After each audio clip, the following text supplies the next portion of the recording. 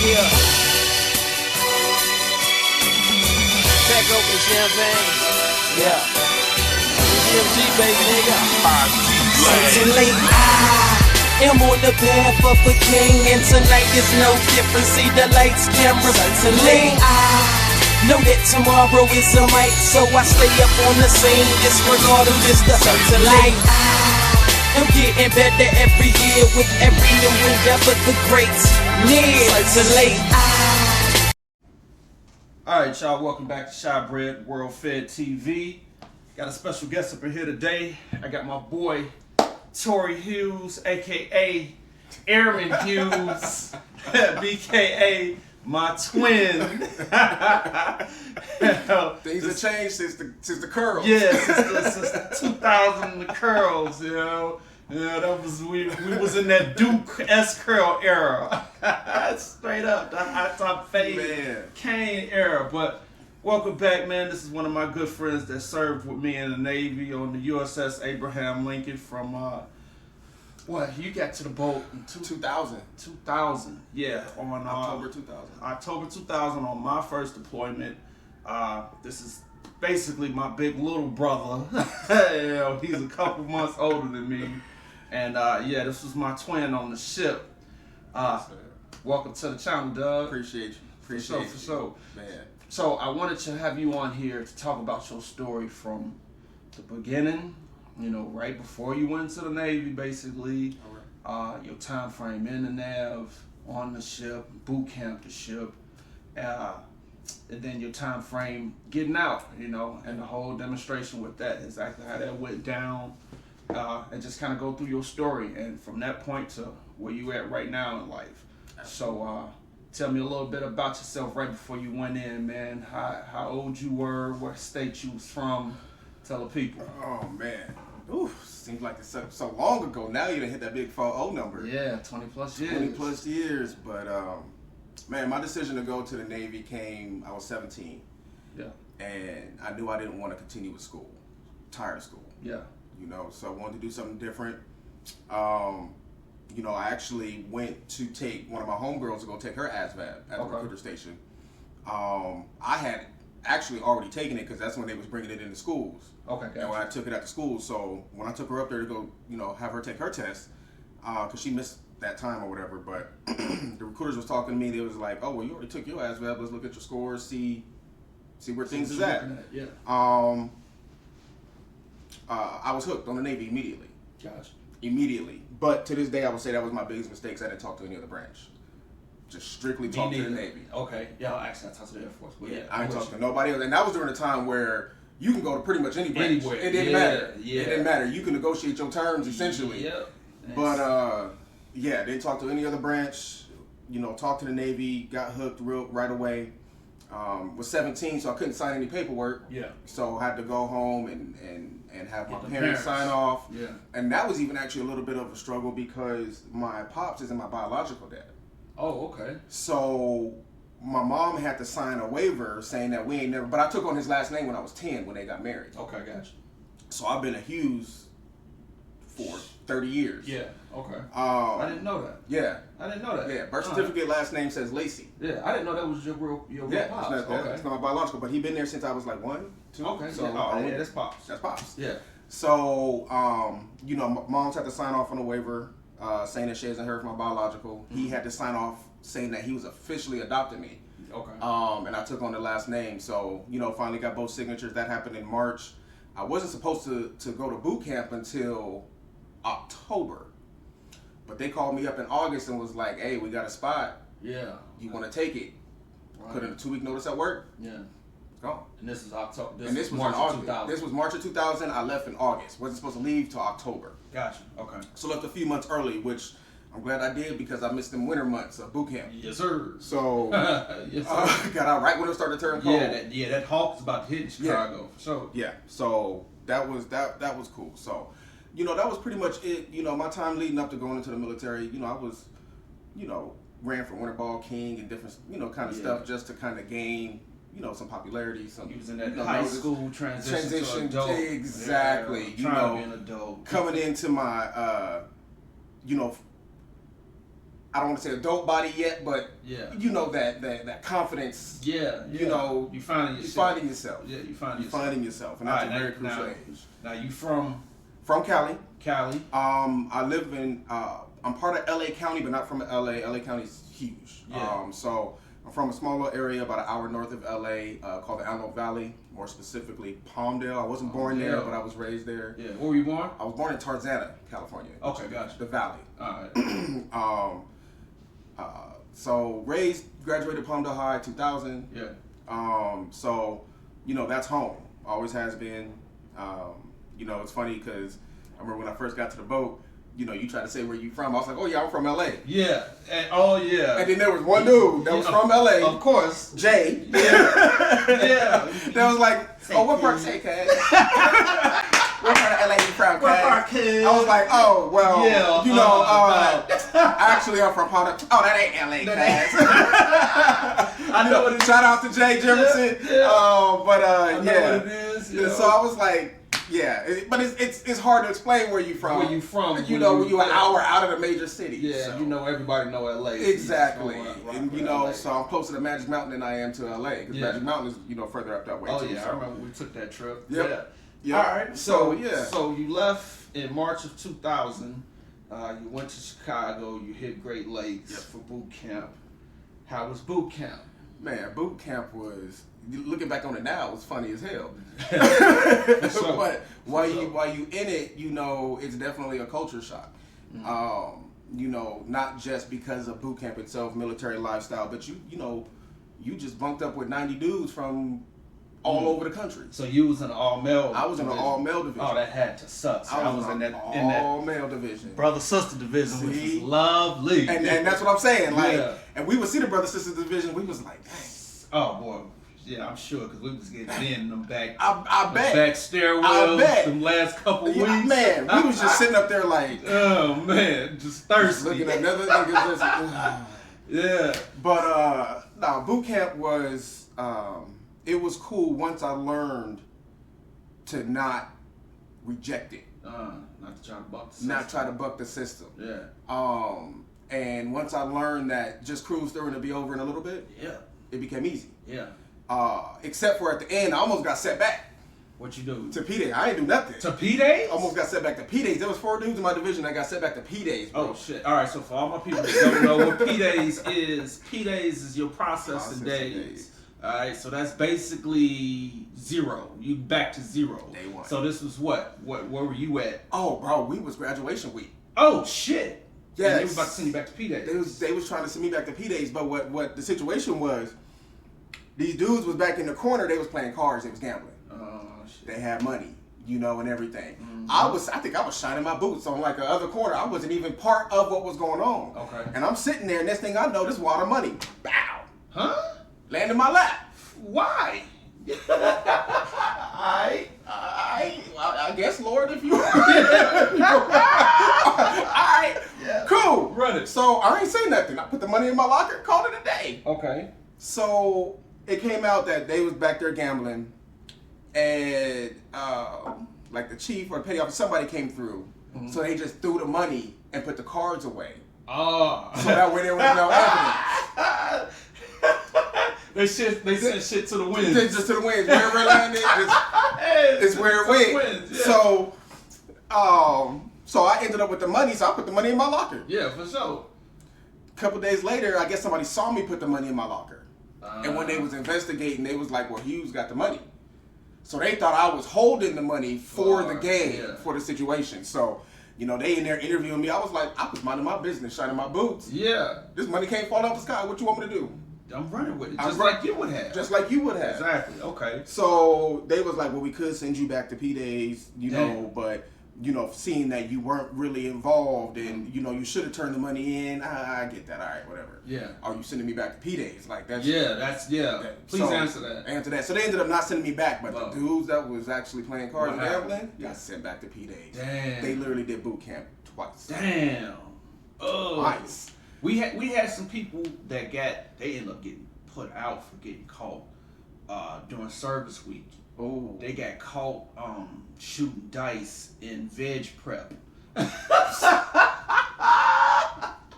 was back bench press. They supposed to be chopping up onions and potatoes and shit. And they were shooting dice and they got bumped. And yeah, they ended up kicking them out. Oh they sent them home on a general. And then we had two. This one dude that was in my brother division. He was in 0. I was in 009. He was in 010. And this black chick got caught in the back stairwells like the last week. And they ended up sending them back to P-Days. And the hurt on their face as they was packing up their seat. Bruh. Oh. Bruh. Yeah, I watched the 4 of them and I'm like, oh. I'm sick. Sick. I'm sick for them, and not just because it could have been me. Yeah. But for them, I'm like. Because you go through and it was to the point where their peoples had already reserved flights and everything to come see them graduate. Ooh. So they had to break that news to the family. Ugly. So it was ugly. Yeah, that's ugly. It was ugly. And we won the marching competition. Like we had the extra shit. Like we was we had the extra flags and everything. So we was the standout division, and our POC was part of it. Oh.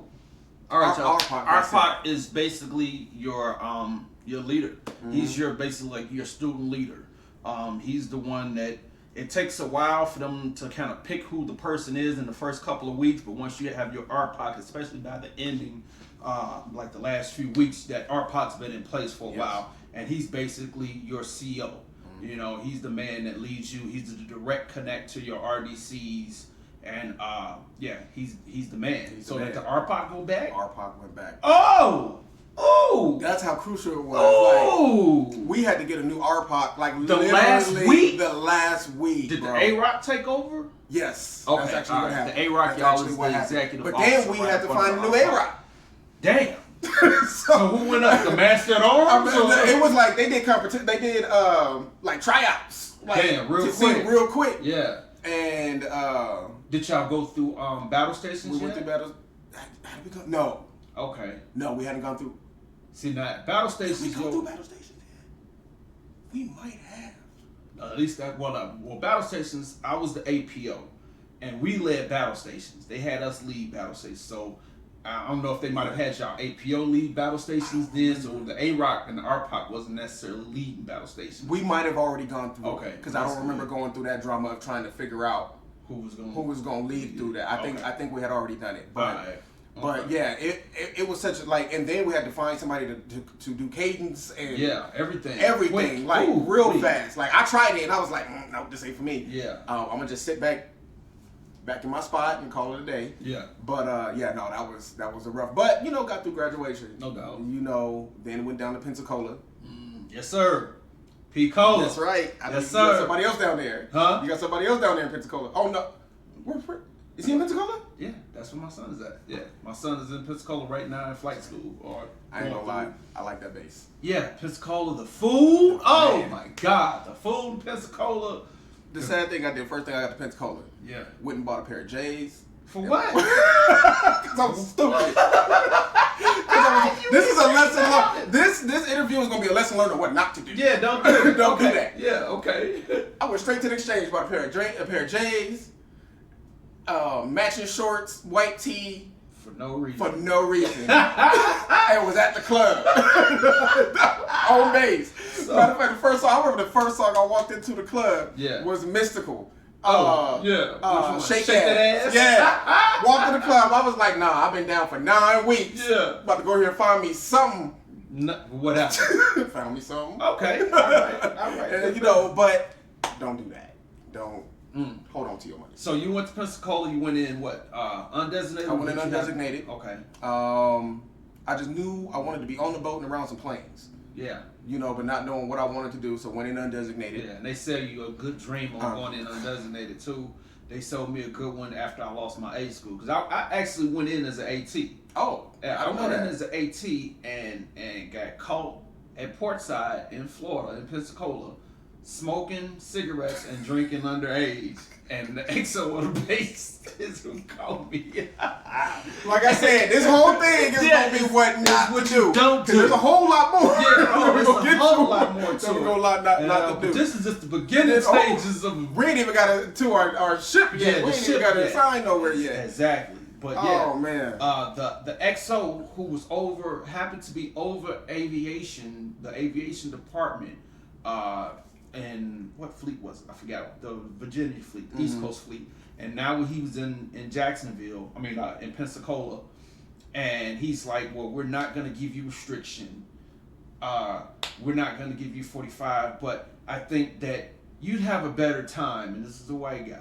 I think you'd have a better time going in undesignated so you can find out what other jobs you might want and pick it from there. Like, he sold it like he was the recruiter, knowing that AT was a hell of a fucking rate. Yeah. And I should have been an AT. I should have got put on restriction or something instead of them just taking my A school away and sending me in undesignated. You know, it's crazy because I think about that all the time. Like, if certain little things had gone a different way, like just could have had a whole nother career. Like, life would have been totally different than what it is now. Not saying that life is bad now. Yeah, but just one slight change. Yeah, you know, could have affected everything. Everything. Yeah, because I wasn't supposed to go. Because we would have never met. No, I wasn't gonna go pilot to Lincoln. If I was, we probably would have been.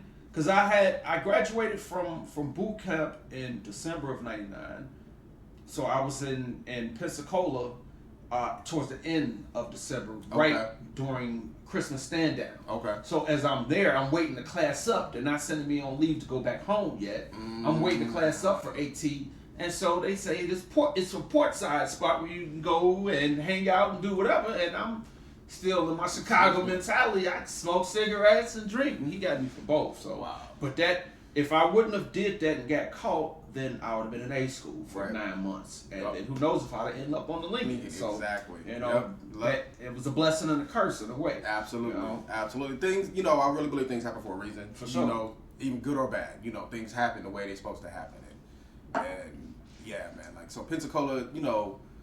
School is short when you're undesignated. It is. You know, 2 weeks. 2 weeks. 2 weeks. You know, so you in and you out. Yep. I think after that I went home. Yeah. For what, 2 or 3 weeks. And then I had to catch up to the Lincoln. Here we go. I had to catch up to the Lincoln. All right. And when I say catch up to the Lincoln, I'm literally catch up to Lincoln. The Lincoln was in the Arabian Gulf. I think y'all was out to sea for 100 and something days already. Sir. Yes, sir. We had went through 3 beer days by then. Oof. You came. You get a beer day every 45 days. Yeah. We missed the first 5 or 6 ports. I mean, on the 2000. Because I was in boot camp when the Cole got bombed. Oh, yeah. So that's when I think everybody got ordered out to sea. Yep. No port stops at all. Yeah. So basically, it was just bad news from the beginning of that deployment, because after Hawaii, everything basically got canceled. Thailand, Singapore, Pattaya Beach, all these places Hong Kong, all these places we were supposed to hit on the way to the Gulf got canceled. We get to the Gulf, we've been out to sea since Hawaii, so we've probably done 2 fucking beer days by then. Pull into Jabali the first time. Yeah, because I missed the first one. You missed the first one. I was there for the second one, I think. You missed the first one. We pull in for the first time. The first time was, I believe, Halloween, because the USS Cole got bombed in like November, maybe. No, the Cole got bombed while I was in boot camp. In boot camp, so it was around September, early October. Okay, and I got to the boat in November, at the end of November. Okay, all right. So that means the Cole got bombed. That means we were in Jabali. We were in Jabali like 4 days before the Cole got bombed. I don't remember specific dates of the Cole, but we were in Jabali like 4 days before the Cole got bombed, and that was the first time that we had hit port since Hawaii. Okay. So it was like 2-3 months. Pull out, the Cole gets bombed, and then we go another like 40 something days, and that's when my boy Hughes hits the boat. Let me tell you. First of all, the trip. You know, I'm leaving home from leave. Yeah. You know, the only experience I'd have got is boot camp and 2 weeks in Pensacola. That's it. You know, I'm walking around with my bag and uniform through the. But then they say, on your way to, because I had to fly into Dubai. Okay, so you flew into Dubai. So I flew into Dubai. They don't wear your uniform. Yeah. Don't wear your uniform. And I'm like, hold up, I don't want my uniform in every airport leading up to this. Nope. Don't wear your uniform. Nope. So it's already like, okay, cool. So I had to fly from LA to New York. Okay. From New York to London. From London to Dubai Shit. during Ramadan. Oh, it was Ramadan. It was Ramadan. It was Ramadan, yeah. Okay. So I get to Dubai. Now this is Dubai before Dubai is what it is now. What it is, yeah. You know. So, but even still, it's, you know, It's still Dubai, beautiful. It's still beautiful. Still got gold suits and Absolutely. all this stuff. Yeah. And the hotel they put me up in, because by the time I got to Dubai, it was still 2 or 3 more days before I was heloed out to the Lincoln. Okay. So I had spent 2 or 3 days in Dubai, just kind of chilling. Gotcha. Yeah, that's nice. Yeah, it was cool. Dang. It Okay. was cool. So finally, you know, it's time to, you know, head out to the Lincoln, get to the airport. Helo go up. I'll never forget this. This is probably one of my best memories of being in the Navy. Helo go up. We flying out. We like, okay, how long is the flight? At like hour and a half, 2 hours. On a helicopter. On a Helo. Wow. On a Sea King. Oh, wow. So I'm like, all right. You know, I ain't never even been on a helicopter before, let alone a military one. Yeah. So they like sit back and relax. How? How? They're not comfortable. How? This ain't comfortable. It's loud. Yeah. You got your headset. Yeah. No. And then, so as you do try to sit back and relax, bro, hydraulic fluid start leaking. Dang. From the ceiling. Hydraulic fluid leaking. Oh, now you nervous. Now I'm nervous. I ain't even gonna make it to the ship. Yeah. Like, they just gonna pick us up out the Arabian Gulf. Now, are you in uniform? You still not in uniform? Still not a uniform. Oh, wow. Still in suit. All right. So I bring to attention. It's like 6 or 7 of us getting flown out. So I told, you know, dude, hey, you know, this is his assignment. You know, he's not the pilot, but he's like whatever they are on there. Is he enlisted? He was enlisted. That's what my son is gonna be doing. Oh, that's what's up. AW. All right, well tell him. Oh yes, he was an AW. You're absolutely right. Yeah, that's a version of it. Yep. So I was like, hey, it's leaking hydraulic fluid. Okay. And bro goes, oh yeah, it's cool. We ain't worried about it. He was like, I promise you, these was his exact words. He was like, it's when it stopped leaking when we worried. Oh my God. So now I gotta relax on this helicopter. And all I'm fixated on is when this thing stopped leaking. Now you following the drill. I'm following the drill. So I'm literally, the whole 2-hour flight, I'm watching this like, it better just keep leaking. Just don't stop leaking. For sure. Damn, 2 hours on the helo. That's 2 hours on the helo. Bro. Okay, all right. So finally, you know, we get to the ship. You know, we able to see it from the sky. We start dropping down. So then that's when the nerves start setting in. Like, I don't think I was nervous until that point. Like, life just got real. Yeah, you hitting that flight deck. Yeah, they bringing you rushing in. you off, bringing you in. You go through processing and get in, and they send you to V3. Then they send me to V3. All right, y'all. V3 Hangar Bay. This man was in my division. He came down to my berthing, our berthing. This was back when you still had our old heads on the ship. Oh yeah. So you still had waking up to Christina Aguilera in the morning. Yeah. My boy, Gil. All right. Yeah. So we had old head that was in charge of the berthing, and literally he was getting ready to leave the ship, and he said, "I'm gonna play Christina Aguilera every morning." Genie in a bottle. I forgot what CD that was. It was her first one. It was her first one. I swear to God, the first week we hated it. By the time he left, everybody was in love with that CD. Everybody. And it was like an alarm clock. Yeah, if you wasn't out the berthing by the time the last song came on, you was late. You was late. He was on head. He had been on the ship a few years. God. He had made E4, so he was down on the berth, taking care of the berthing. This guy named Gil. Big dude. Big Gil. Big Gil. Big dude folds you up. I got plenty of pictures of him folding people up. Bruh. And yeah, he played Christina Aguilera every morning. Every morning. That was your alarm clock. That was your alarm clock. That was your alarm clock for that time. So man. I almost forgot about that. All right, so you slept in what part? I forgot what part did you sleep in. When I first got there, you know, the Berlin is broken up like hoods. Yeah, yeah. You got Beverly Hills. You got 90210. I didn't go to 90210 to my second deployment. I lucked up and ended up in 90210. You was in 902. You were in 90210. I lucked up and ended up in 90210. Yeah, that was the only spot. It was me and Jay over there, but that's not where I started. Okay, no. Actually, that was the outskirts of 90210. In the corner. It was just the two over there in the corner. Yeah. Okay, all right. Yeah. But that's not where I started. I started in the middle. Kind of in the front? Nah, or the back? Towards the back exit. Kind of next to where the where D-Lo and them was at? No, D-Lo and them was back in that other corner. D-Lo was here. I was in the corner over there. I was kind of in the middle. Just it was like 1, 2, 3 sets of racks. Okay. But I started off in the middle bunk. And then you ended up back there. And then I ended up back there with Jay. Oh, LA Connect. Hey, cuz, you know, not just anybody come back there. But you had to give something up first. I had to get, bruh. I had, not even knowing. Yeah. I had actually gave up a lot. Yeah. I wouldn't talk about it. Yeah. When you get there, and this is for anybody going in. Yeah. Lock your stuff up.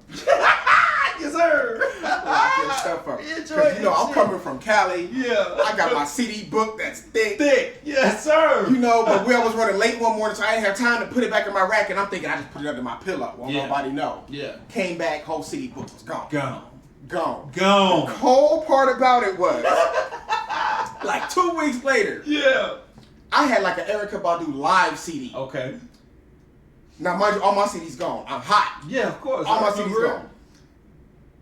I hear an Erykah Badu live CD. And I'm thinking to myself, now, not too many people got the CD, but it's possible. And especially we've been out on deployment. So how would we have So I'm thinking, is that my CD?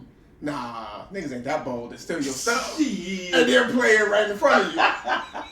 Couldn't find out niggas is that bold. Yeah. That's initiation. Chronic 2001 was bumping. Yeah. I'm like, I had that one. And like 5 of your CDs. Now mind you, when I got to the boat, these niggas wasn't the immediate niggas that I hooked up with. No.